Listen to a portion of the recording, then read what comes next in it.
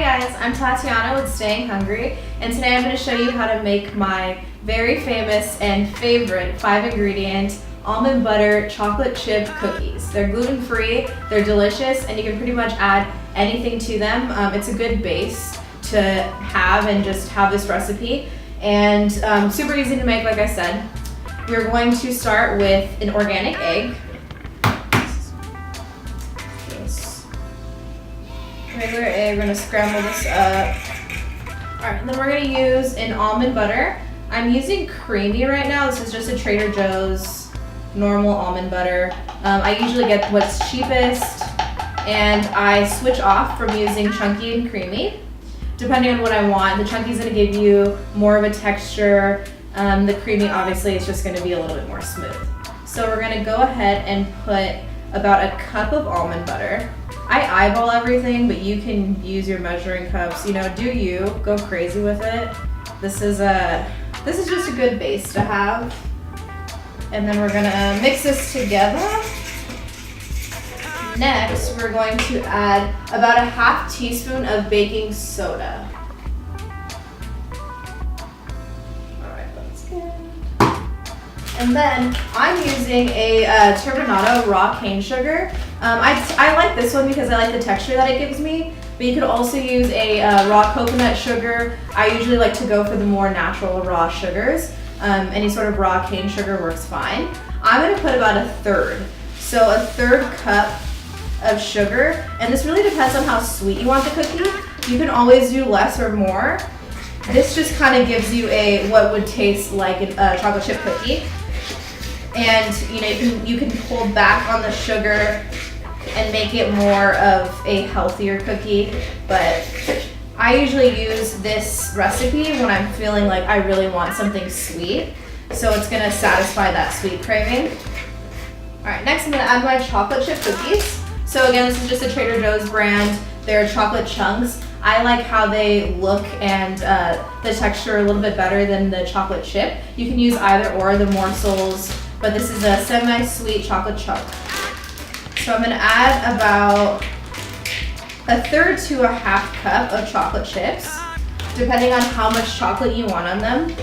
I typically like to have more chocolate chips versus sugar in it, because you know, it has a few of those surprise sweet chocolate chips in there versus just having a really sweet cookie. All right, so as you can see here, it looks pretty doughy and sticky. It's a very wet, sticky dough. All right, so I'm gonna take a regular sheet pan here, and I put some parchment paper on here. You actually don't need it. You don't need to add any oil or anything like that, but it just makes it nice for me to transfer the cookies afterwards. So I'm just gonna go in with my hands here and start making my cookie.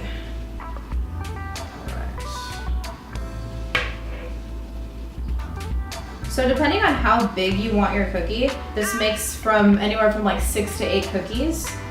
So I'm gonna create a little ball here, and then I'm gonna kind of spread it out.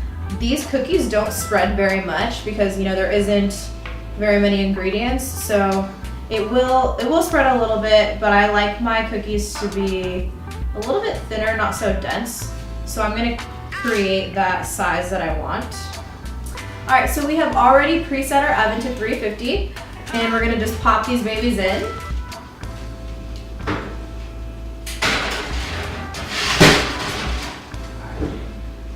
Top shelf is fine, and then you're gonna put those in for 10 minutes. So 10 minutes is gonna give you that chewy, kind of gooey cookie.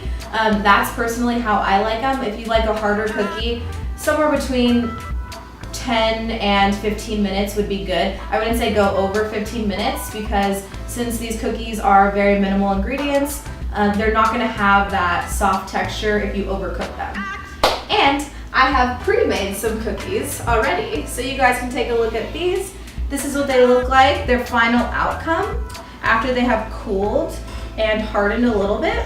I mean, come on, guys, look at that cookie. Look at how beautiful that is.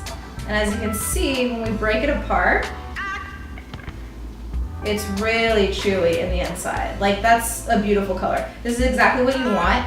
And when you look at these, once your 10 minutes is up, you wanna look at the color and see how it changes. It's gonna get a little bit lighter Don't be afraid if it looks a little bit bubbly. Sometimes it will do that. And then once you take them out and then they just rest and they settle in, you want to see this pretty lighter color. And a little tip. You can add some sea salt on the top here and get like that salted chocolate chip cookie, which is actually very yummy. And that is it. It was really good. So that concludes our recipe for today for our gluten-free almond butter chocolate chip cookies. I hope you make them for your loved ones and they enjoy them just as much as I do. If you want to see more recipes like this, don't forget to subscribe to my YouTube channel and follow me on Instagram @StayingHungryLA. And as always, stay hungry.